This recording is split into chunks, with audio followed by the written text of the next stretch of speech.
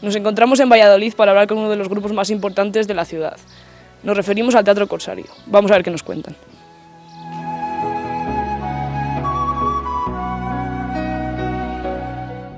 Valladolid lo que tiene de estupendo es que tiene una larga tradición teatral que ha generado muchos grupos y muchos grupos interesantes. Y muchos grupos que se han profesionalizado, o sea, que lo han conseguido. Eso tiene muchísimo mérito. Entonces podría ser que Valladolid pues siga generando profesionales y tenga un futuro, dejémoslo en eso, un futuro, pero que la cosa alrededor es siniestra. Entonces no se pueden hacer muchos pronósticos. Aquí iba a decir que estamos casi en la situación de sálvese quien pueda, pero espero que el sálvese quien pueda no signifique que nos tengamos que tirar los muebles unos a otros para sobrevivir, sino que entre todos y las instituciones, pero no solamente en las instituciones, a veces decimos, somos las instituciones, no, somos todos. A ver si entre todos conseguimos llegar a planteamientos inteligentes que nos hagan seguir desarrollando nuestro arte, que estamos seguros de que merece la pena.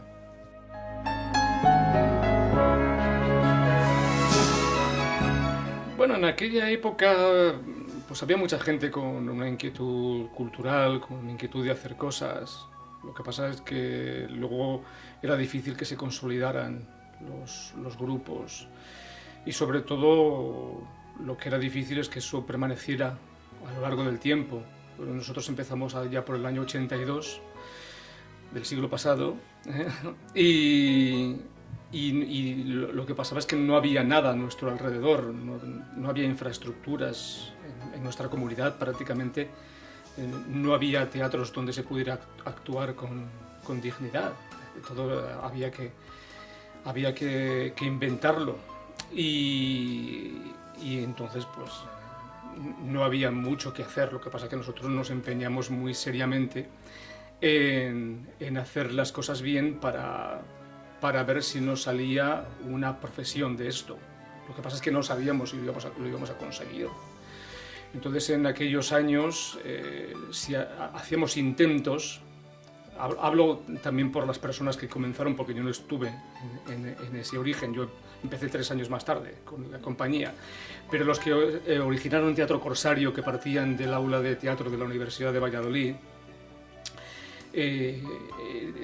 empezaron a hacer propuestas bajo la dirección de Fernando Urdiales,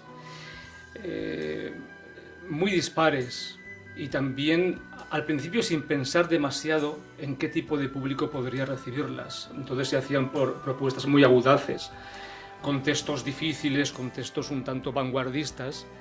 Y eso lo que ocurrió con todo aquello es que pasados muy poquitos años la propia compañía se dio cuenta de que tenía que pensar muy seriamente en el público si quería dedicarse profesionalmente a esta labor. Entonces, eso fueron las características de aquellos años de bastante incertidumbre, como ahora también, pero bueno, en aquello era el momento de empezar, con bastante miseria porque no había dinero para nada, ni tampoco había subvenciones, ni había, ya digo, no había infraestructuras y lo del público había que ir a buscarlo y era muy complicado. Entonces, una época muy, muy difícil de la que afortunadamente podemos tener el recuerdo de que fueron esos orígenes románticos que después dieron lugar a una compañía tan longeva.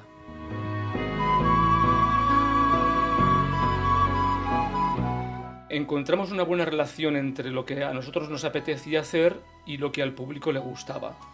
Entonces empezamos también a estudiar muy seriamente lo que es el verso, en el idioma que conocemos, que es el castellano. De tal manera que progresivamente nuestros espectáculos iban siendo mejores, no ya en el sentido del espectáculo en sí mismo, sino que eran mejores en el sentido de que dominábamos mejor la técnica del verso. Eso hacía que un espectáculo tras otro dijéramos cuál es el próximo espectáculo que vamos a hacer en torno al teatro clásico español y a la lengua castellana. Los títeres para adultos surgen de mí, y lo explico. Tradicionalmente, la compañía Teatro Corsario ha sido dirigida por Fernando Urdiales, que falleció en 2010. Entonces, él ha sido como la cabeza visible de la compañía durante muchos años. Allá por el año 1994, yo, que he estado siempre como actor en la compañía, decidí o propuse a mi propia compañía, con un equipo más pequeñito, pero también con componentes de Teatro Corsario, empezar a hacer un espectáculo casi de manera experimental, con títeres y no dirigido exclusivamente al mundo de los niños. Se puso en escena en 1994 con mucho éxito, y eso originó esta otra vertiente de Teatro Corsario dedicada a los títeres. Esa es la razón por la que empezamos a hacer títeres y por la que continuamos haciendo títeres paralelamente al trabajo con actores. Hasta ahora no hemos visto la necesidad de trabajar para niños, porque nuestras propuestas se iban decantando en un principio por el teatro clásico, aunque hemos hecho muchos trabajos que no son de teatro clásico también, con actores, pero el teatro clásico ha sido como las señas de identidad de la compañía, es por lo que más se nos conoce. Entonces pasó con el teatro clásico como también pasó con los títeres, que empezamos a hacer clásico y vimos que había un público. Y entonces hicimos un clásico tras otro, con la intención, pues eso, de seguir satisficiendo a un público que ya le había gustado nuestras primeras obras. Entonces hemos hecho muchos López de Vega, muchos Calderones, Tirso de Molina, Shakespeare, Sófocles. Hemos hecho muchas obras de teatro clásico. Y en el caso de que preguntas, lo de los niños es que como no hemos hecho una primera obra para niños, no hemos podido descubrir si ese mundo podría iniciar una nueva línea de trabajo. ¿Qué podría ocurrir? Podría ocurrir que, ya que hemos hecho trabajos con marionetas para adultos, esa misma característica, la de los muñecos, la pudiéramos orientar hacia un público infantil, pero aún no hemos puesto la primera piedra.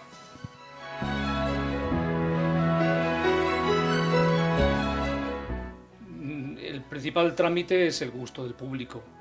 Eso es lo esencial. Si lo que haces no conecta, no comunicas con el espectador, es bobada que intentes ser una industria cultural, porque no va a haber correspondencia y por lo tanto económicamente tampoco va a funcionar. Entonces eso es lo esencial. Luego pues tiene que gustar, tiene que haber, hay que llenar a ser posible los teatros también para que haya una taquilla. Nosotros durante muchos años tampoco es que hayamos dependido exactamente de la taquilla, porque funcionaba lo que se llama el caché.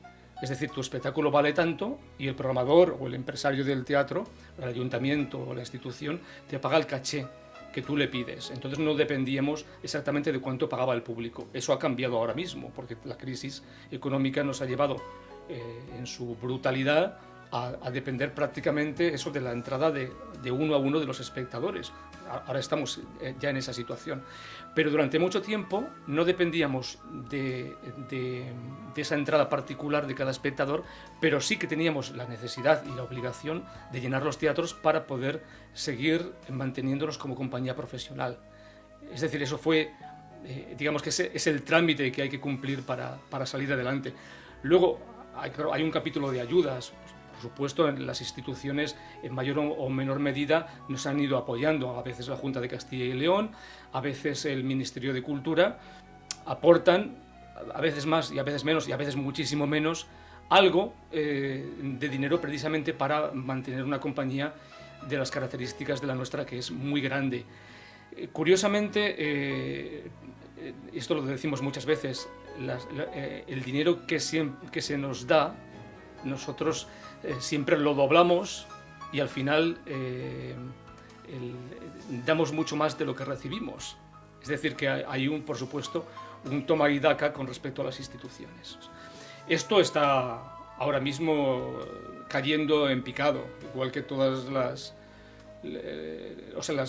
es una más de las consecuencias de la crisis económica, y sabemos perfectamente que no son precisamente las industrias culturales las que tenemos, las que pasamos el mejor momento. Es decir, que de cara a las ayudas institucionales estamos cada vez peor, por no hablar ya del famoso tema del IVA que nos ha hecho polvo. ¿Recibís algún tipo de ayuda por parte de empresas privadas? Creo que no. Tendría que pensarlo porque de vez en cuando lanzamos propuestas para que hubiera aportación, que eso seguramente también tiene mucho que ver con lo que sea el futuro de nuestra profesión, que dependamos más de las empresas privadas, pero para eso se tienen que animar mucho más las empresas privadas. Seguramente también se necesita una nueva ley que haga que las empresas privadas se decidan a apoyar el mundo del espectáculo, el mundo de la cultura. Nosotros hasta ahora no tenemos, que yo sepa o que recuerde, aportaciones privadas. A lo mejor después de decir esto me doy cuenta de que determinada persona o determinada empresa sería privada, pero ahora mismo no caigo.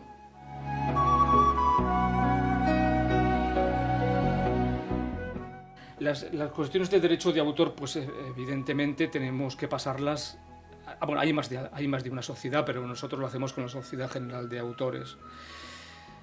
La fórmula para trabajar con la Sociedad General de Autores es distinta en función de cada una de las obras, de cada uno de los espectáculos. Como hemos hecho tantos, habría que decir con este cómo se ha hecho.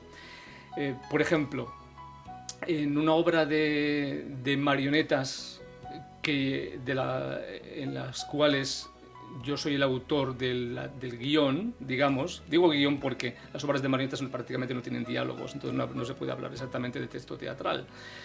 Pero sí, en este caso de los guiones, yo obtengo de la sociedad de autores la mitad de los derechos de autor y el músico de la compañía, que es Juan Carlos Martín, obtiene el otro 50%. En el caso, por ejemplo, de las obras de teatro clásico, ahí interviene lo que se llama la adaptación. Es decir, que, por ejemplo, si cogemos una obra de un autor evidentemente fallecido, como son nuestros clásicos, una obra de Calderón o de Lope de Vega, nosotros hacemos una adaptación, o mejor dicho, hay una persona que haría la adaptación, antes lo hacía Fernando Urdiales, ahora lo hago yo, y entonces esa adaptación se convierte en un nuevo texto, con lo cual eso genera también derechos de autor y cobramos ese porcentaje en función de nuestro trabajo en el texto. Y ahí sí que sigue ocurriendo lo mismo. Hay un porcentaje para el autor y un porcentaje para el músico, que son los que generan derechos de autor.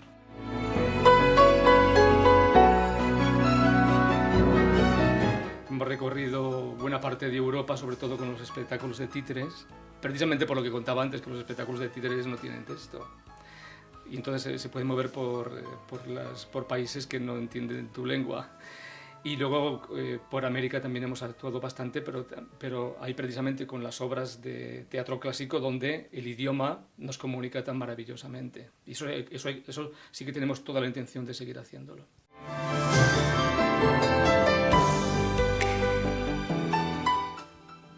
Bueno, hubo algún problemilla de censura con algunos de los espectáculos de títeres, en algunos sitios que no voy a decir, pero que sí que ocurrió, que después de haberlo contratado dijeron, no, esto no puede venir por aquí, porque el público se puede escandalizar.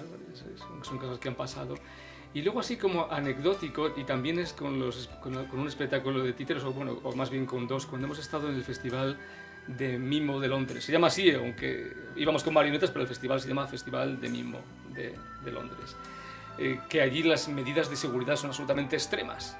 Y entonces lo miraban absolutamente todo, hasta el punto de que no te daban permiso si no cumplías con unas estrictísimas medidas de seguridad.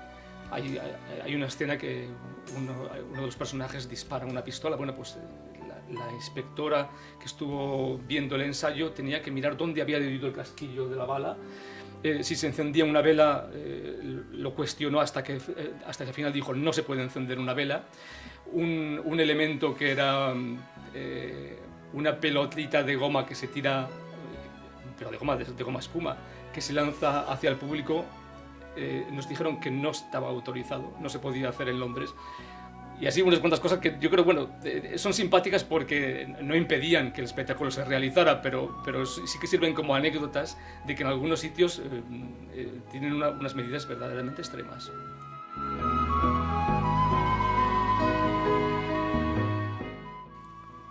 Yo creo que entre nosotros nunca hemos dicho, tenemos un premio que es el más importante de todos.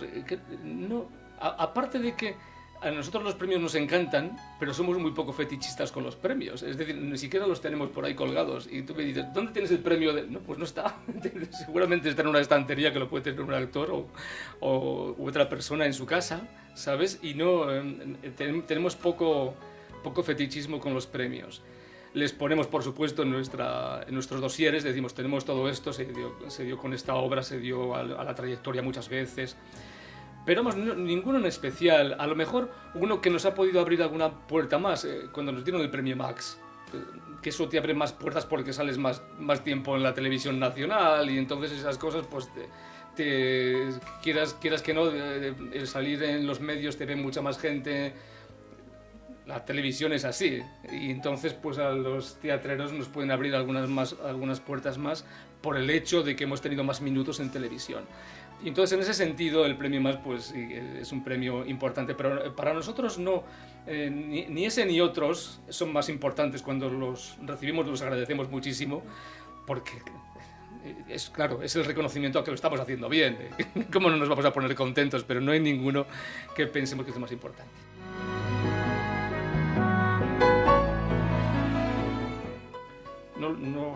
No lo sé, no tengo no tengo ni idea, no ya en unos años, sino en unos meses.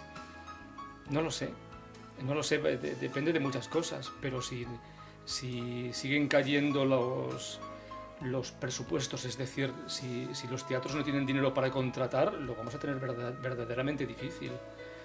Ya digo, el tema del IVA salvaje debería revertirse ya, eso ya para empezar, simplemente para que podamos un poco sacar la cabeza.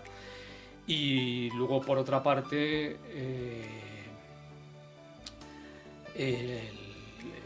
claro, hemos visto que en el 2011 nosotros hicimos unas 100 funciones y en el 2012 hemos hecho 50. Con eso está todo dicho.